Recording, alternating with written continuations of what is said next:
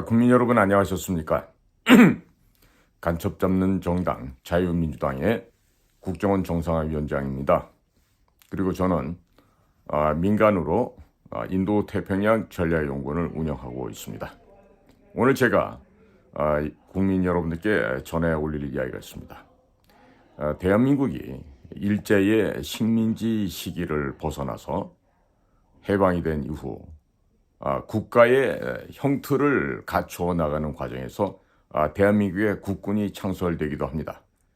그런데 당시 38도선으로 한반도는 양분이 되어 있었고 북쪽에 남아서 여러 가지 공산당과 소련군의 무자비한 발구발에서 핍박을 당하던 대한민국의 젊은 의식이 있는 청년들이 있었습니다. 그들은 9월산에서 유격대를 조직을 했고 서북청년단이라는 조직을 구성을 해서 대한민국이 탄생하는 1945년에서 50년 한국전쟁이 일어나기 전까지 북쪽 지역에서는 정말 살기 위한 생존의 그 현장에서 북을 점령한 공산당들과 즉 김일성의 하수인들과 격렬한 투쟁을 벌여왔었습니다.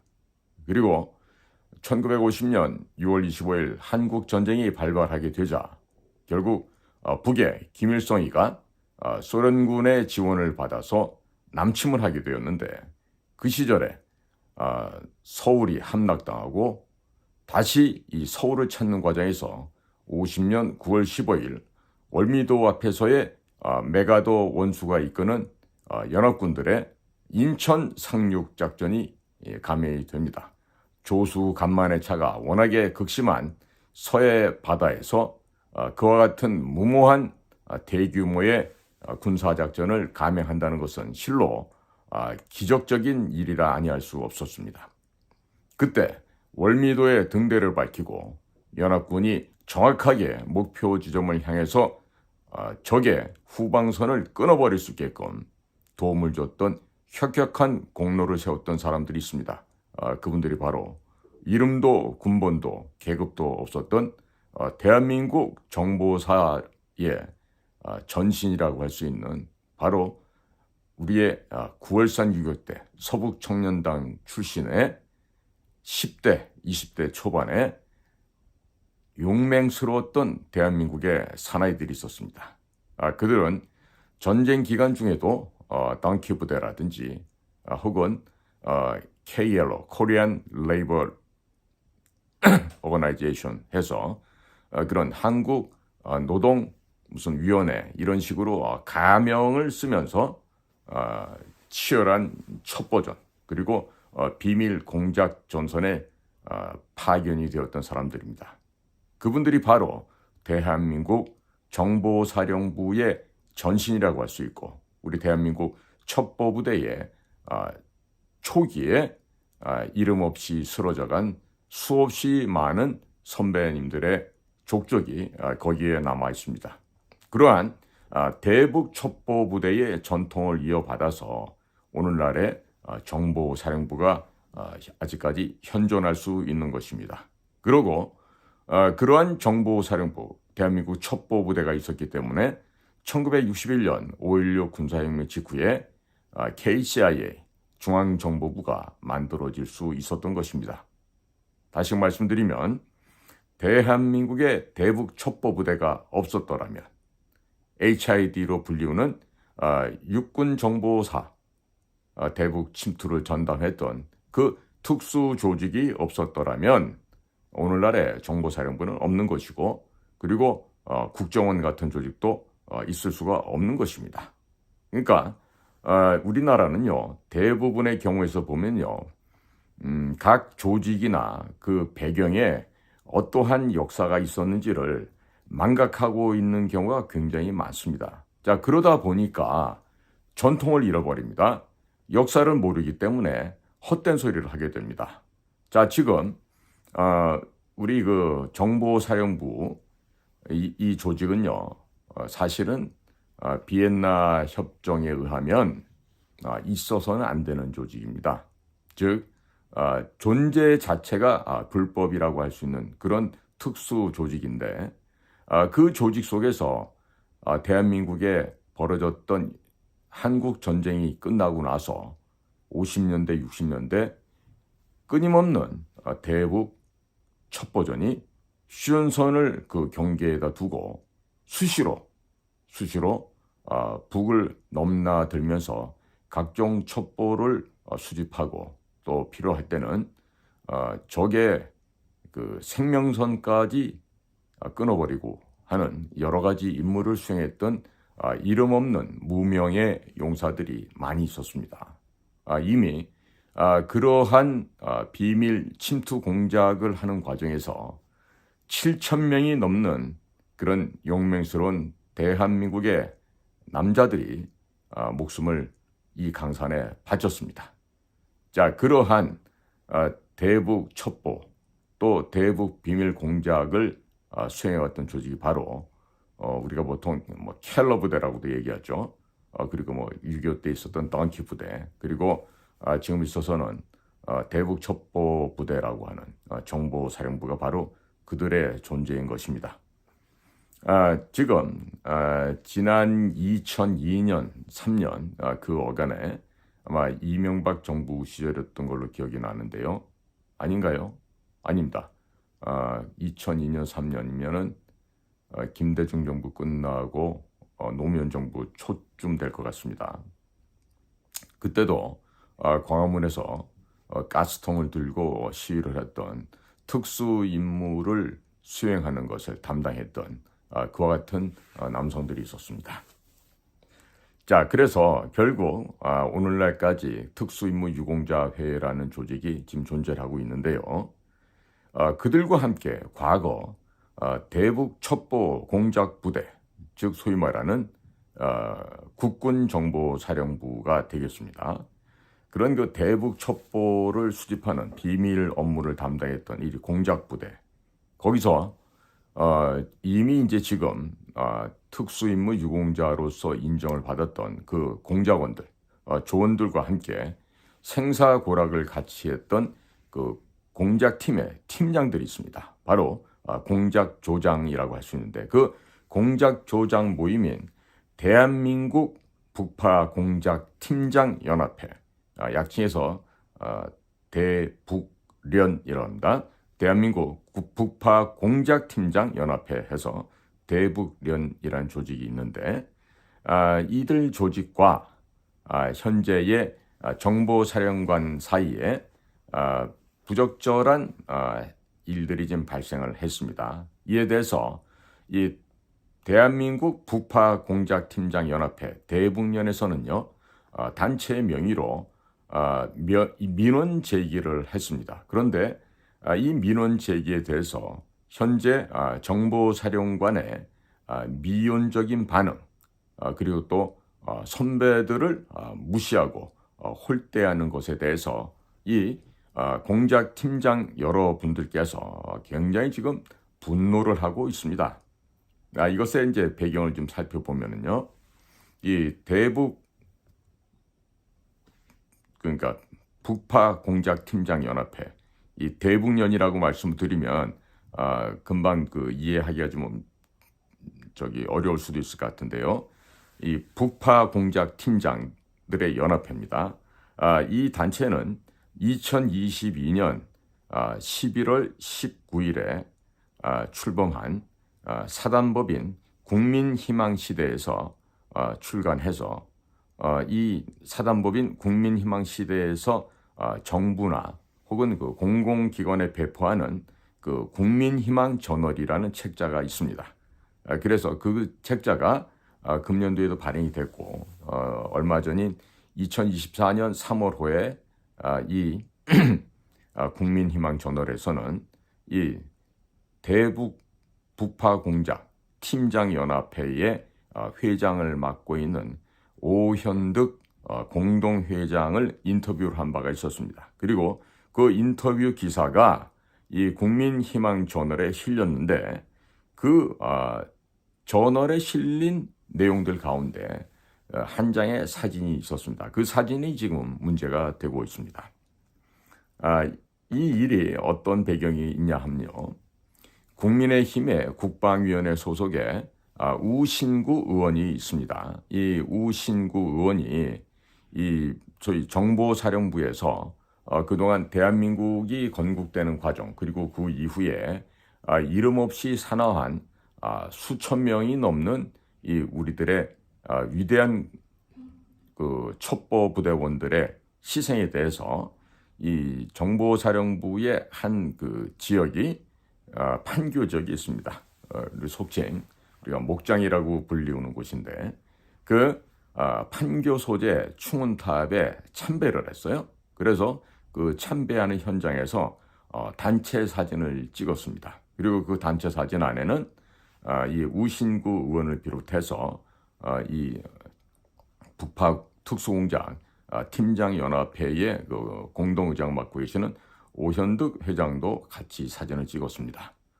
그런데 그 사진에 현재의 정보사령관의 모습도 같이 포함되어 있었습니다. 자, 이 사진이 이 국민희망저널에 이제 게시가 되었는데 이렇게 되자 현재의 정보사령관께서 이 국민희망저널 관계자들에게 직접 전화를 걸어서 인물 정보 운운하면서 우신구 의원이랄지 또 대북년 이 팀장들 연합회 이 공동 회장 일행들과 하고 같이 찍은 사진에 현재의 현역 군인인 정보사령관의 모습이 사진이 들어가 있기 때문에 그것을 삭제해 달라고 요청을 했습니다. 이것이 문제의 발단이 된 것입니다. 이러한 소식을 전해들은 이 북파 공작 팀장연합회에서는 6.25 전쟁 때부터 비밀 공작 전선에서 희생된 과거 부대원들을 모시고 있는 이 초라한 충운탑을 복원하고 발전시키겠다. 또 이와 같은 이 대북년의 강력한 요청에 따라서 국방위원회에 있는 우신구 의원을 모셔서 현장을 방문했고 또 단체 촬영을 한 것입니다. 자, 그런데 이 우파 성격의 국민희망저널에 실린 사진을 삭제해달라고 요청한 이 정보사령관은 인물 보안, 인물도 다 보안이 될 수가 있는데 그런 인물 보안을 갖다가 잘 지켜야 되겠다 하는 그 보안 유지 성격보다는 근본적으로 전직 부대원, 즉 다 선배들 됩니다. 그 중에 후배는 단 한 명도 없습니다.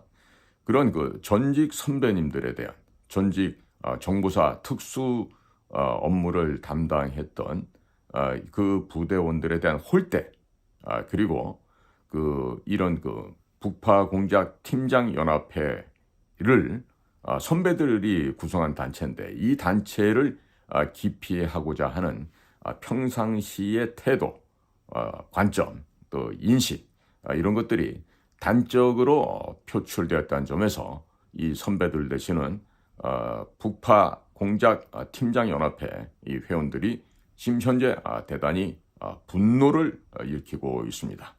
자, 이것이 이러한 정보사령관 현직입니다. 현직 정보사령관이 이런 잡지사에다가 저널지에다가 전화를 해서 사진을 삭제해달라. 그러니까 그러한 의도가 어디에 있는지, 왜 생겼는지, 무엇 때문에 그러한 요구를 했는지에 대해서 공식 입장을 들어보겠다 하는 것이 이 선배 팀장연합회의 입장인 것으로 지금 확인이 되고 있습니다. 그래서 금년도입니다. 2024년 3월 14일 이 대북공작 특수임무 북파공작 팀장연합회에서는 국방부 장관과 그리고 정보사령관에 대한 면담 그리고 시행령 개정을 건의하는 민원을 국방부와 정보사에 보냈습니다. 그런데 근 한 달이 경과한 현재까지 국방부의 협조적인 전화 응대와는 사뭇 다르게 정작 전직 바로 직속 상관이고 직속 선배들 되는 전직 정보사 선배 부대원들을 예우해야 함이 마땅할 텐데 그럼에도 불구하고 정보사령부 그리고 정보사령부를 대표하는 정보사령관은 오히려 이러한 선배님들의 민원 제기에 대해서 무관심 반응으로 지금 일관하고 있고, 그리고 이 팀장연합회의에서 팀장의 역할을 했던 이 선배들과 함께 현역 시절 이런 그 북파 비밀 공작 팀장들과 함께 생사고락을 같이 했던 이 팀원들도 크게 분개하고 있는 상황으로 파악이 되고 있습니다. 지금 대한민국 북파 공작 팀장 연합회에서 지금 정보사와 국방부에다 지금 민원을 제기하는 공문을 보냈습니다. 여기 보면은요, 지금 규위 사령부도 잘 알고 있듯이 위 관련 근거 가항과 나항에 의해서 지금 그 우신구 의원의 대정부 질문 시에 특수임무 유공자로 선정된 공작팀원과 동일한 임무를 수행한 공작팀장들이 장교라는 이유만으로 역차별받고 있음을 지적하면서 유공자화토록 요구를 했는데 정부가 화답함에 따라서 이런 관련 근거에 의거해서 대한민국 북파 공작 팀장연합회 이하 대북연 이런 국방부의 특수임무 유공자 관련 법률 시행령 개정에 건의서를 제출한 바가 있습니다. 이에 따라서 이 북파 공작 팀장연합회는 특수임무유공자회 등과 연대해서 단체 행동 등의 거취를 고민 중이나 그 전에 이런 그 북파 공작 팀장연합회 집행부가 관련된 모든 것을 관장하고 있는 정보사령부를 방문하고 사령관을 만나서 우리의 의사를 전달했고 또 명확한 의견을 청취하고자 하니 조치해 주시기 바랍니다 해서 북파 공작팀장연합회 회장단 오현득, 이상기 공동의장의 명의로 지금 공문이 국방부와 정보사에 전달이 됐습니다. 자, 근데요, 이게 말이죠. 참 이 비밀 업무를 담당했던 사람의 한 사람으로서 참 안타까운 게 이런 이름 없이 희생하고 조국을 위해서 목숨까지 버렸던 이 수많은 우리 정보사 요원들이 대접을 받아야 되는 게 너무나 당연한 거 아니겠습니까? 그리고 그들과 함께 생사고락을 같이 했던 팀장들 역시 마찬가지 일을 했던 사람들입니다. 지금은 나이들도 드셨고 많은 적지 않은 어려움도 있겠지만 자, 이러한 선배들에 대한 헌신과 희생을 왜 현역인 정보사령관이 이해를 하지 못할까요? 이것은요 그다지 어려운 원인 규명이 필요 없습니다. 왜 그러냐면요, 우리 국가정보원 조직도 비슷합니다만은 현장에서 이 목숨 바쳐서 일을 했던 현장 요원들은요 결국에는 대접을 받지 못합니다. 군대도 마찬가지인 거예요. 이 전선을 넘어서 목숨을 걸고 다니던 그 팀원들과 함께 똑같이 훈련하고 똑같이 업무에 투입됐던 공작 팀장들도 그 팀장 출신의 정보사 참모장, 정보사 사령관을 했던 사람들이 없습니다. 자, 대부분 1988년도 국군 정보사령부로 육해공 각군에 흩어져 있던 육군 정보사, 공군 정보사, 해군 정보사가 하나의 정보사로 통합이 됐던 겁니다. 그렇게 해서 육정사, 공정사, 해정사 하던 조직들이 전부 다 국군 정보사로 1988년도에 통합이 되죠. 그 당시만 해도 야전에서 같은 정보 병과가 아니라도 훌륭했던 장군들이 정보사령관을 담당을 합니다.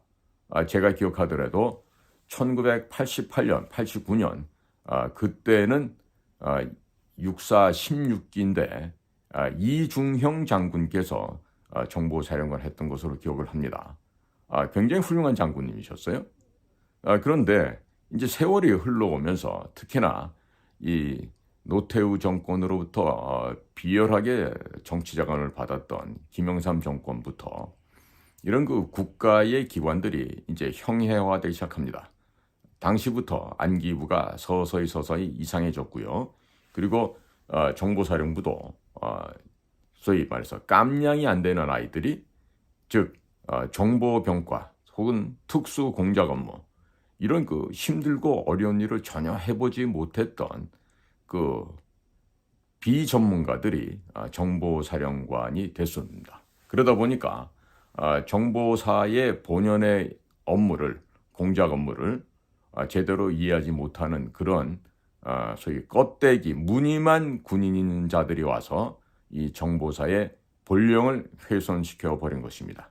그러니까 1992년도 김영삼 씨가 소위 대통령이 되면서부터는 이 나라의 근본적인 근간이 많이 형해화되고 망가졌습니다. 그 중에 하나가 국군이 보유하고 있는 특수조직, 국군정보사령부의 조직이 그런 식으로 함락되고 몰락하기 시작한 것이죠. 그러니까 현재에 있는 이 정보사령관도 보니까 아직 보니까 뭐 이제 약관에 이제 한 갓 50된 친구예요. 그런 친구가 지금 이제 정보사령관이 돼서 임무를 하는데, 이 지금 정보사령부의 조직도 제대로 모르는 이런 친구가 와서 이렇게 사령관 하다 보니까 선배들에 대한 이런 불손한 오만불량한 태도를 보여주고 있고, 그리고 거만하기 이를 데 없는 이런 아주 보기 안 좋은 행태를 지금 보이고 있는 겁니다. 예를 들어서 우리같이, 즉 국가정보기관에서 일하는 특수 분야의 공작관들은 사실 얼굴이 드러나면 안 되죠. 그런데 이런 사람들은요, 보통 무슨 전방에서라든지 후방에서 전후방각지에서 대대장 연대장을 마쳤을 거예요. 그러니까 이미 노출되어 있는 사람들이에요. 노출되어 있는 사람들이고 진짜 진정한 정보사령부의 공작관 출신도 아닌 거예요. 그런 사람들이 지금 사령관을 하다 보니까 이처럼 선배들을 홀대하고 무시하고 선배들을 경멸하는 태도를 보이고 있는데, 이 대한민국 북파 공작팀장연합회는요, 2004년도에 특수임무 수행자 보상에 관한 법률, 그리고 특수임무 유공자 예우 및 단체 설립에 관한 법률, 이런 입법화 과정을 통해서 공작팀원들의 유공자화, 그리고 보상은 이루어졌습니다. 그런데 당시 정부의 관련 예산 부족으로 해서 공작팀원들과 동일한 특수임무를 수행했던 공작팀장들은 장교지만 부당하게 제외가 되었습니다. 이에 대한 대응 차원에서 2005년도에 북파 공작팀장연합회를 출범시켜서 공작팀장들의 특수임무에 합당한 보훈정책 입법화 등을 위해서 활동하고 있는 단체가 바로 북파 공작팀장연합회라는 조직입니다. 그래서 이 북파 팀장연합회 조직은 집행부 및 전국 단위의 지부 및 지회로 구성이 되어 있고, 등록 회원수는 200여 명, 그리고 미등록 회원수를 포함하면 400여 명으로 추정이 되고 있습니다. 지난 2002년까지 공작팀장들과 상시 비합법 북파 임무를 수행 준비하였던 특수공작팀 팀원들은 이미 정부의 보상과 명예회복 지원책을 통해서 국가보훈부 공법단체로 인정이 되었습니다. 그래서 특수임무 유공자회란 이름으로 전국적으로 조직화되어 있습니다. 그래서 생사고락을 같이 했던 공작팀장들의 특수임무 유공자회를 위해서 적극 협력 중에 있습니다. 특수임무 유공자회 소속 회원이고, 또 팀장연합회의 수석 자문위원으로 활동하고 있는 오복섭 선생이 있습니다. 이분은 현재 자유민주당의 최고위원으로도 활동하고 있습니다. 이분의 얘기를 들어보면요, 통상적으로 정보자령관은 현직 재임 시에 정기적으로 역대 사령관들과의 잦은 친목 모임이나 부대의 주요 행사 시에 역대 사령관들의 초청 기회를 통해서 부대 지휘 관리에 대한 조언을 구하고 있는 것이 전통으로 여겨지고 있습니다.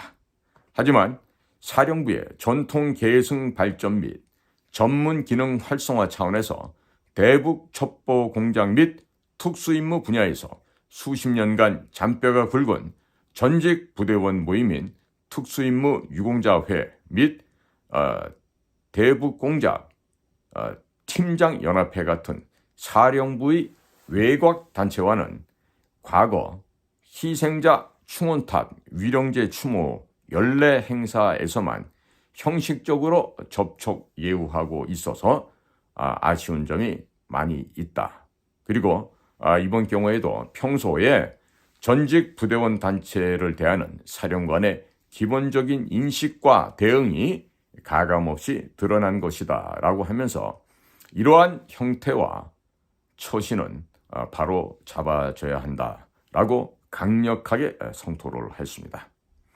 이와 관련해서 국가보훈부의 공법단체로 이미 지정이 되어 있는 특수임무 유공자 상임고문을 역임한 바 있는 이 팀장연합회의 이상기 공동회장은 다음과 같이 언급을 했습니다.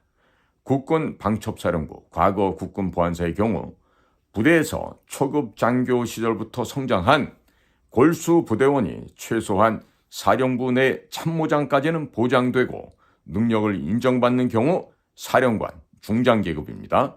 사령관까지 발탁해서 활용하기 때문에 부대의 전통 유지가 되어 왔지만은 정보사령부는 이와 달리 인간정보 주특기를 받은 전문 요원의 경우 수십 년간 임기제 장군으로 발탁, 활용하는 인사제도의 한계점으로 말미암아서 기능사령부가 야전 부대화되어 있는 것이 우려된다.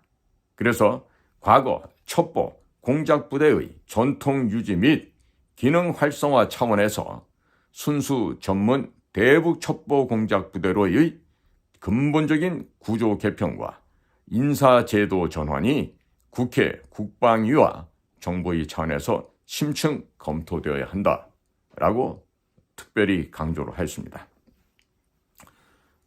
특수임무를 담당했던 이 대북 비밀공작 팀장연합회는 장기적으로는 특수임무 유공자회와 연대하여서 저출산 추세로 인한 부족한 병력 보충 차원에서 북한에 현존하는 군사적 위협과 무력 도발에 대비해서 최근 사회 일각에서 일고 있는 병력 부족의 효율적인 대안으로 시니어 아미, 이 시니어 아미, 나이 먹은 군대라는 뜻이죠. 이런 내기가 거론되고 있는 추세에 맞춰서는 유사시에 활용 가능한 전직 특수임무 요원들로 구성된 자발적인 시니어 전사, 시니어 워리어를 조직화할, 구현할 계획도 지금 갖고 있다고 지금 알려지고 있습니다. 자, 국민 여러분, 사실 이 정보사 이 특수임무 조직은요, 제가 그 특전사 나오신 분들한테는 굉장히 외람된 말씀이 될 수 있는데, 특전사 훈련을 뛰어넘는 정말 인간의 한계를 넘어서야만 생존할 수 있는 그런 특수 훈련을 받는 조직입니다. 때문에 이분들은 전역을 하고 나이가 40이 넘고 50이 넘고 해도요, 거의 현역들과 맞먹을 수 있는 전투력을 발휘할 수 있는 아주 특화되어 있는 조직의 구성원들입니다. 우리 보통 리서 웨폰, 살인병기라는 영화도 있고 그런 이야기를 하는데요. 바로 대한민국 사회에서 특히 군 조직을 통해서 이들과 같은 전문적인 살인병기들은 없습니다. 사실 특전사 출신들도 보면요, 온화하신 그런 분들이 많으세요. 그런데 이 정보사에 이 특수 임무를 훈련받고 또 그들을 가르쳤던 이런 팀장들이나 이런 그 조직원들은요, 맨손으로도 사람 한 10여 명 죽이는 건 일도 아닙니다. 이 정도로 그 인간 살인병기에 고도로 숙련된 특화된 이런 분들인데, 이런 분들을 이런 식으로 홀대를 하면 안 돼요. 제대로 대접을 해야 됩니다. 제일 아쉬운 게 이겁니다. 저는 이제 국가정보기관, 국정원에서 근무를 해봤지 않습니까? 그러면 이런 그 특수 임무를 수행해왔던 이런 분들은요, 대한민국의 특수조직으로 계속 존재를 시키면서 이분들에게 계속해서 소위 말해서 재교육과 재훈련을 통해서 항시라도 활용할 수 있게끔 이분들을 활용을 해야 돼요. 대우를 해주고. 그래서 미국의 포트맥강 하구에 가면은 포트 벨보우라는 곳이 있습니다. 거기에는 ISA라는 조직이 있어요. 안 알려져 있습니다. 누군지도 모릅니다. 몇 명인지도 모르고 무슨 임무를 하는지도 몰라요. 그런데 백악관의 요청이 있으면 5분 내로 출동하게 되어 있습니다. 그런 ISA 아마 관심 있는 분들은 한번 찾아볼 수 있을 거예요. 그러면 제 생각에는 우리나라의 국가정보기관이라고 하는 국정원에서 이런 요원들만을 별도로 관리하는 특수임무 조직이 있어야 됩니다. 바로 미국 CIA가 운영하고 있는 SAD 같은 조직의 SAC 뭐냐 Special Activities Division 혹은 Special Activities Center 이런 식으로 하는데 미국의 이 SAD나 SAC 같은 경우는요. SOG, Special Operation Group이라는 이전의 단체들이 있었죠. 이 SOG가 더 심화 발전 확대된 조직인데 보통 여기는 최소 한도의 학력이 미국의 주립대학 내지는 아이비리그 출신들입니다. 그리고 군 경력으로 따져보면은 네이비실에서도 팀 6라든지 대북으로 수준에 올라와 있던 선수들이에요. 그리고 육군으로 치면은 그린베레 혹은 그의 탑티어라고 할 수 있는 델타 포스 혹은 해병대의 특수 해병대 조직이 또 따로 있습니다. 그런 곳을 겪은 사람들 혹은 공군으로 치면은 컴백 컨트롤 팀이라고 하는 CCT 가장 우리 보통 공정 통제사라고 이렇게 이름을 하는데 전쟁이 발생하기 전에 가장 먼저 적진에 투입이 됐다가 가장 나중에 적 지역을 탈출해서 나오는 바로 그런 소위 육해공 어느 곳에든지 전천으로 임무를 수행할 수 있는 특수요원들이 바로 공군의 CCT라는 조직이 있고 또 SAT도 있습니다. SART라고 하는 그건 공군에서 운영하고 있는 그 소위 말하는 구조반 역할을 하는 팀원들인데요. 이 모두가 육해공 어느 지역에서든지 그 모든 임무를 수행할 수 있게끔 그런 훈련과 경륜을 갖춘 분들이에요. 그러니까 이런 사람들을 대우를 해야죠. 그런데 우리나라 같은 경우는 국군 정보사에 대해서 그 뭐 예산의 몇 푼을 갖다 좀 지원해 준다 그러면서 그걸 국정원 예산에서 줍니다. 그래서 원래 형님이고 큰아버지 집안이 정보사인데 그 집안을 갖다 마치 내 조카놈 정도로 생각을 해요. 작은 집이라고 생각하고 이 잘못된 거예요. 역사적으로 정보사 첩보부대가 있었기 때문에 중앙정보부가 생겨날 수 있었고 현존하는 현재의 국가정보원, 국정원 또한 바로 국군정보사의 후신, 그 격가지라고 할 수 있는 거예요. 말하자면 아담의 갈빗대를 뽑아서 하와를 만들었던 것처럼 정보사령부의 갈빗대 한두 개를 뽑아다가 만든 조직이 국가정보원의 전신이었던 중앙정보부라고 할 수 있죠. 그러니까 이런 역사를 모르면서 이렇게 가볍게 열심히 살아온 선배들에 대한 이런 예우를 하지 못하는 현역 우리 군인들에 대한 좀 그 예의 범절 차원에서라도 좀 교육이 필요한 것 같습니다. 과거는 안 그랬습니다. 과거 그 육사도 그 20기 이전에 있었던 정말 그 야전 군인의 야성이 살아 있었던 그 시절에 장군들은 정보사령관으로 와서 그 남다른 임무 수행을 많이 했었죠.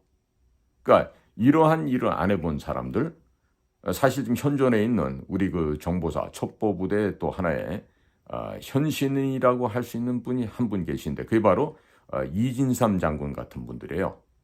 이진삼 장군 같은 분들이 젊은 시절, 대위 시절이죠. 대위 소령 시절에 휴전선을 넘어가서 그 특수 임무를 수행하고 오셨던 그런 경력의 군인 아니겠습니까?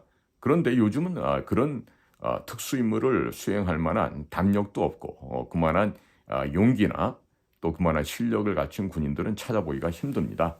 솔직한 얘기가 그렇습니다. 더더군다나 문민화 되어버려서 지금 있으나마나한 역할을 하고 있는 국정원도 마찬가지죠. 자, 보십시오. 지금 이런 특수 공작 임무를 안 해본 자가 정보사령관을 오니까 선배들 갖다가 홀대해요. 뭔진 몰라요.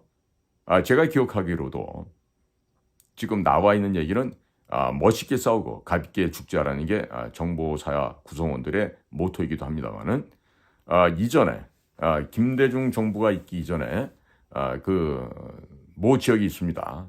모 산악 지역인데 그 지역에 연병장 들어갈 때 보면요, 부대 그 대문이 없어요. 유병소도 없어요.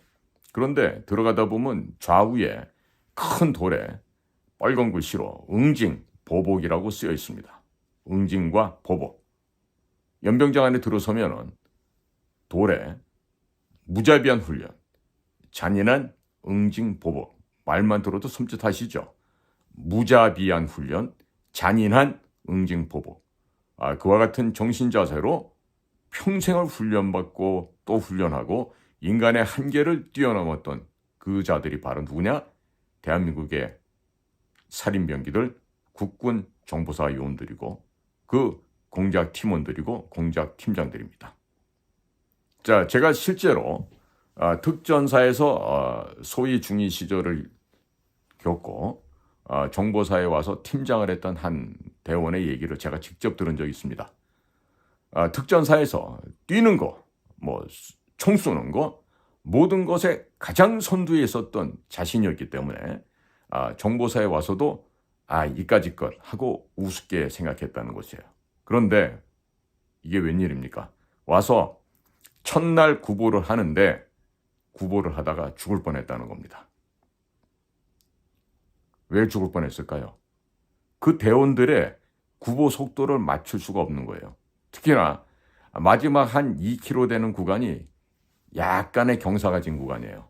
그 경사진 구간을 전력 달리기를 해서 올라갑니다. 그야말로 이 적토마들이 총원을 내달리는 것처럼 달리는데 특전사에서 가장 잘했다고 하는 본인이 이 정보사 팀원들한테 이렇게 뒤질 것이라고는 자기가 상상도 못했다는 것이죠. 그런데 이것을 극복하는데 근 반년 이상이 걸렸다고 합니다. 자, 특전사 대단한 체력의 소유자들입니다.